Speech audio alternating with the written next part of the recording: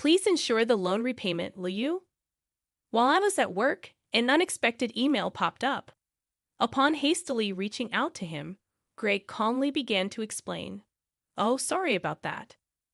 I've fallen for someone else and decided to start a new life with her. Furthermore, he revealed his plan to take the luxury car recently purchased in my name with a loan. Despite my attempts to dissuade him, my husband ignored me, abruptly ended the call, and became unreachable. In the end, Greg disappeared with his mistress, leaving behind a substantial debt. As a mother to our 10-year-old son, I never envisioned such an unfair situation. I found myself at a loss, unsure of what to do, my mind going blank. At 35 years old, my name is Hannah, and my husband Greg is the same age. We were a family of 3, including our intelligent 10-year-old son Ryan. Ryan had displayed remarkable intelligence from a young age, reading papers on the computer and seeking my opinion on complex topics. In contrast, Greg was unstable, never holding down a steady job. Despite my full-time job and concerns about our future, Greg had recently maintained a stable income for 3 years. Lately, Greg spoke of making memories as a family, leading us to decide on buying a $35,000 campervan.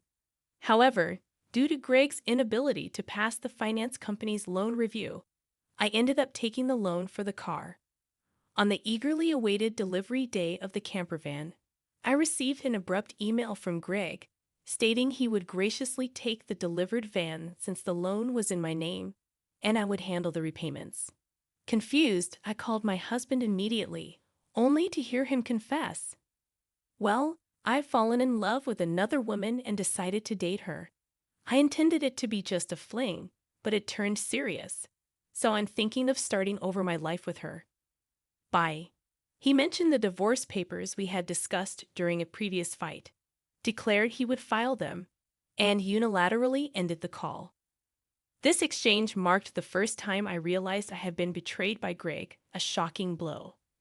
Subsequent attempts to contact him yielded no response. When I returned home from work and checked the drawer where the divorce papers should have been, they were already gone, leaving me burdened with a significant debt from a $35,000 car loan.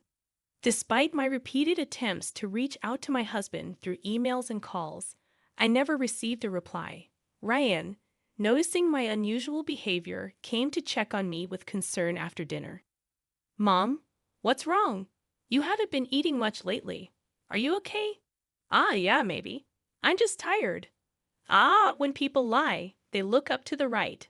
Lying is bad. I've noticed Dad hasn't been home for 3 days. Did something happen between you two? Startled by Ryan's sharp words, I took a deep breath to calm myself. Feeling that I could no longer hide the truth, I decided to tell Ryan everything. "I see. It's just like Dad to do something like that. Aren't you sad?" "No, I kind of understood from how things were going." Ryan, seemingly foreseeing the future, appeared unconcerned about our parents' divorce, but I knew he must feel sad about it in his heart. While silently apologizing to Ryan in my mind, I worked desperately, trying not to think about the dreadful events. However, my body was honest, and gradually my health deteriorated. There was a training session planned at work that day, but I couldn't stand up and ended up squatting down. "Sorry, I can't stand up right now. I need to take a break." I heard my colleagues' voices full of concern, but I couldn't respond and collapsed. When I regained consciousness, I found myself in a hospital room. I received a diagnosis from the doctor that I needed detailed examinations, and I was admitted to the hospital. Hannah thought, "I feel so pathetic. It's supposed to be just emotional stress." Looking at the IV drip in my arm and the white ceiling of the hospital room, tears naturally started to flow. At that moment, Ryan, who is usually calm, rushed into the room with an extremely worried look, prompting me to quickly wipe away my tears. "Mom, what happened? Is it serious? You're not going to die, right?" "Of course not. I wouldn't leave my dear son alone." That's good, really. I was called by the school teacher and told that you were taken to the hospital." I was so shocked. My heart nearly stopped. Ryan is usually mature for his age, but he's still only 10. I felt a strong resolve to get better for his sake, but my condition was worse than I thought, and I was diagnosed with a serious illness. The doctor advised, "You should have surgery as soon as possible. Please make a decision quickly, following the doctor's advice." I underwent surgery, and by the time I was discharged, it had been a month since Greg had left. When I returned home and opened the mailbox, I found a demand letter for the car loan payment. Hannah thought the repayment should have been automatically deducted from my account. In panic, I checked the account balance with my cash card, and the balance, originally $20,000, was now only $33.90. Hannah thought, "Greg did this. I want to ask him to return the money, but I can't contact him. What should I do? Since I don't have the camper van, I can't sell it." After Greg left, everything seemed to be going in a bad direction, and my mood sank deeper. Seeing me saddened by my series of misfortunes, Ryan put his hand on my forehead. "You look pale. Are you feeling sick again? You don't seem to have a fever, though." "I'm fine physically, but you see, your father not only took the car, but also all the money we had saved. I can't work yet due to my physical condition, and now we have no money. I'm at a loss." "I see. Then I'll deliver newspapers, and I'll search the internet to see if there's any work I can do." Encouraged by my 10-year-old son, I told myself that it wasn't the time to be down. "Sorry for worrying you. I can't afford to be weak. I'll change my mindset and try to do whatever I can," I said, smiling at him. Ryan also smiled back and then said something unexpected. "Let's plan how to get the car back from Dad." "How can we do that? The camper van is in your name, right?" "Yes, but what about it?" "Then maybe we can?" Ryan suggested an idea that I couldn't even imagine. I had never thought such an idea could exist. "Also, I have no idea where your father is." "Then let's check on my phone." A month ago, once when we went hiking as a family, surprisingly, Ryan, who is usually very reliable, got lost. At that time, we bought a kid's cell phone on Ryan's suggestion and installed a GPS app on it, which both Greg and I could access. With this app, I can see where Dad is in real time, and he's been moving around a lot. "Oh, is that so? But what if we find him, and he just says something vague and escapes again?" As I pondered this, Ryan smiled and made an intriguing suggestion. "Don't worry, I've already taken precautions." "What did you just say?" To my astonishment, Ryan had acted independently while I was in the hospital, achieving something unbelievable. I thought, I can't believe such a smart child came from me.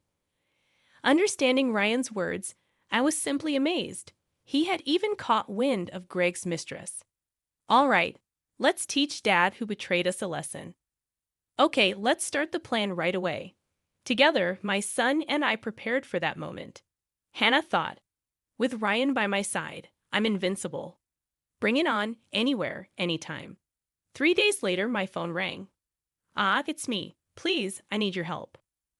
"Oh, who might this be? Don't play dumb." "It's your husband.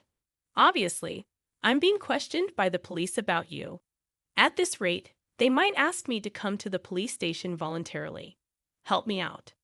"Oh, is that so? Just wait a moment then." I immediately went with my son to where Greg was, and to my surprise, it was a forest park near our house where camping was possible. Greg was being questioned by the police in front of his car, looking bewildered.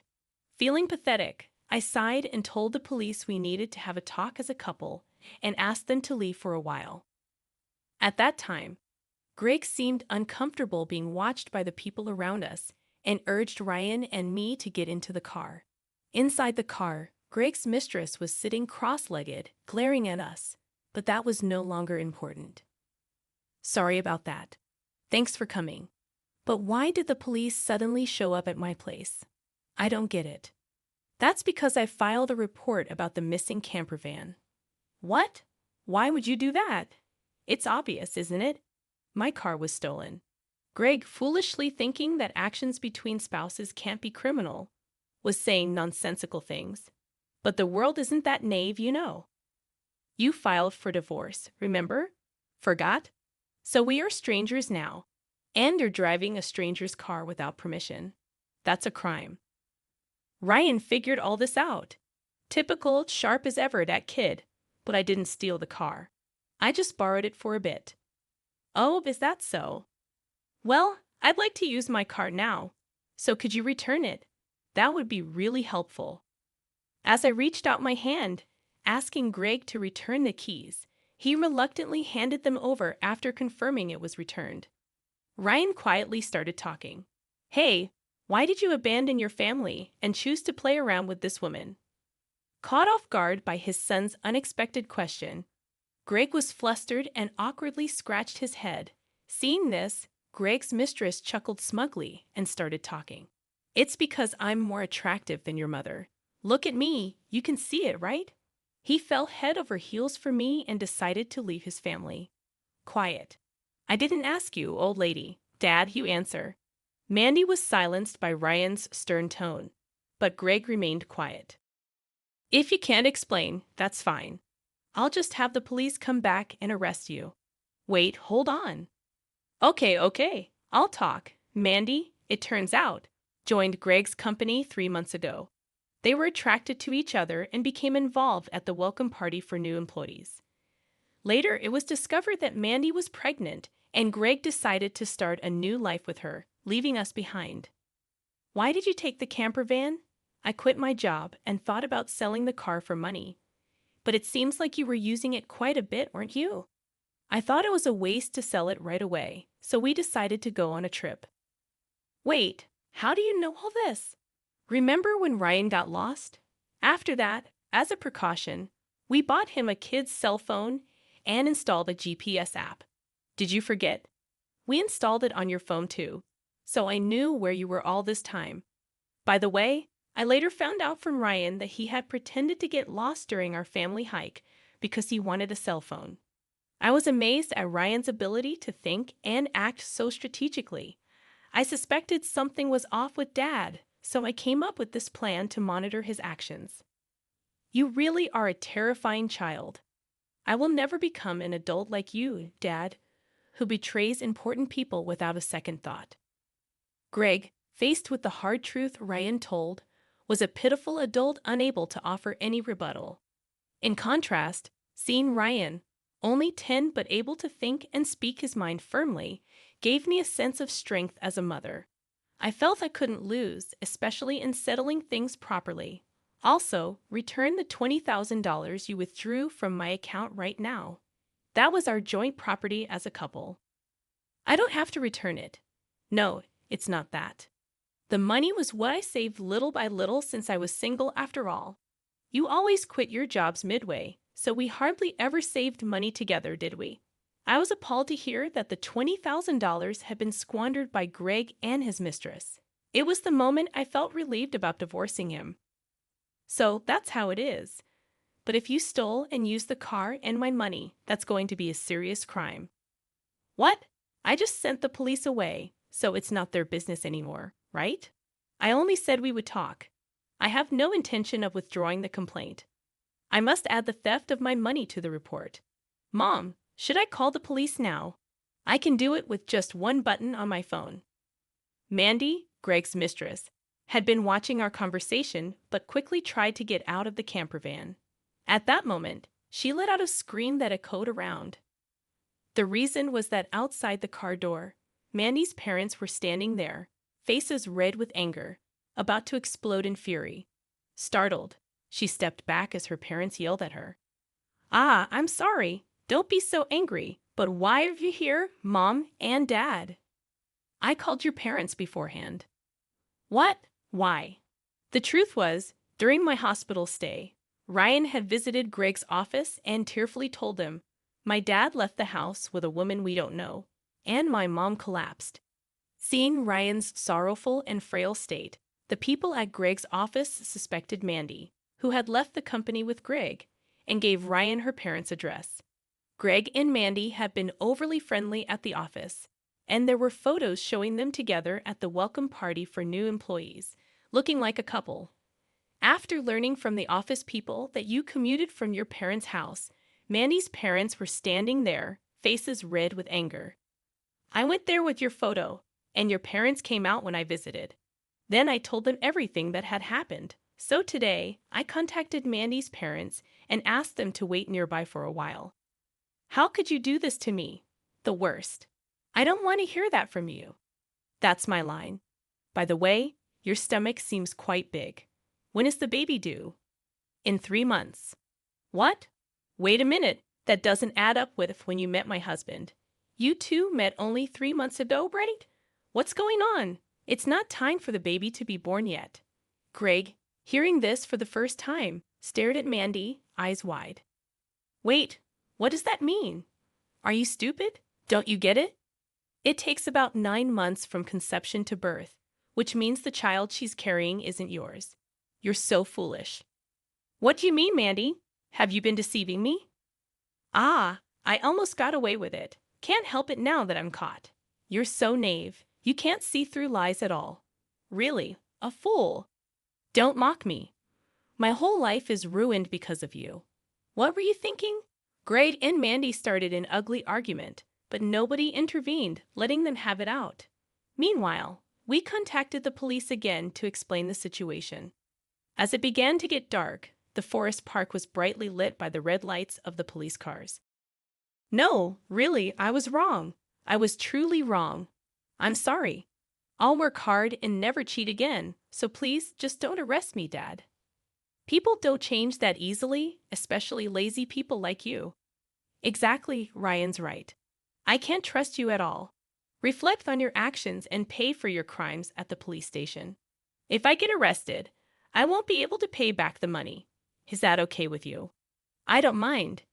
Pay me back after you've atoned for your sins. Take your time, don't worry. I've already found you a place to work. Let's see, there's Ryan's child support plus the $220,000 you stole from me. I'm not sure how much it will all add up to, but you'll work and pay it all back. I had one last thing to say to Mandy the mistress. You might think you're just an onlooker, but don't forget you're an accomplice to Greg's theft. Be prepared for that. When I told them that Mandy would have to pay if Greg couldn't return the stolen money, she shivered in fear. Mandy asked her parents for help, but they refused, saying, "We disown a daughter who causes trouble for others." Thus, Greg and Mandy were taken away in a police car together. Thanks to Ryan's smart strategy, we were able to punish Greg and his mistress, Mandy. Though they were released from detention soon after, they faced a hefty payment to me. Through a lawyer, I claimed $20,000 in damages. Additionally, I made Greg agree to pay $500 a month in child support for Ryan. I introduced Greg to a subcontracting factory of the company I work for. The support and other charges I claimed from Greg would be deducted from his salary and paid into my account. I also sold the camper van and was freed from the auto loan. Since then, my health has improved remarkably, and I am now energetically committed to my job. Ryan has been actively helping with household chores and errands. I want to keep moving forward strongly so that Ryan can pursue the path he loves without giving up.